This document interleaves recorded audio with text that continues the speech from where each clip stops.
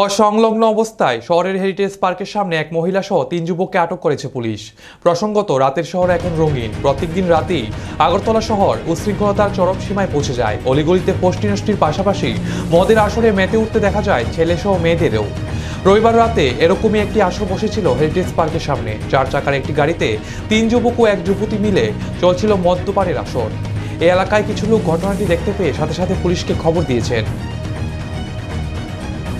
Police এসে তাদেরকে আটক করে। তাদের বাড়ি জিরানিয়া দাসপাড়ায় বলে জানান পুলিশ।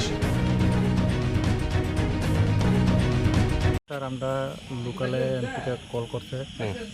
তো আমরা কন্ট্রোল রুমের থেকে আমরা আইলাম। আইয়া দেখি তারা মদ মাংস লইয়া গাড়ির ভিতরে মদ মুক্ত করতেছে। মহিলা একটা আছে, আর 2-3 জন পুলিশ আছে, আর এই পুরুষ লোক।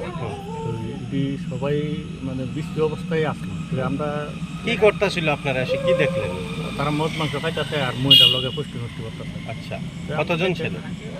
3-4 জন ছিল, আর মহিলা একজন। আচ্ছা, তো তাদের বাড়ি কোনখানে শুনছেন? বা জিরানিয়া। এরকম কোনো ব্যক্তির পরিচয় দিছে কি তারা?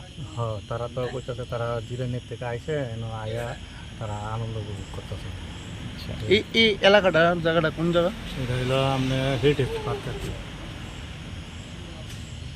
আর কিছু পাওয়া গেছে না, কি? কিছু পাওয়া গেছে। পাবলিক কি হাত তুলছে তাদের? না, এইসব কোনো পাবলিক শুধু কল করে আমাদেরকে জানাচ্ছে, আমরা আইলাম আর ওদের।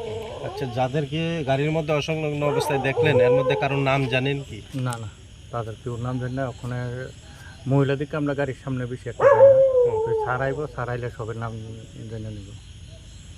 Thank you.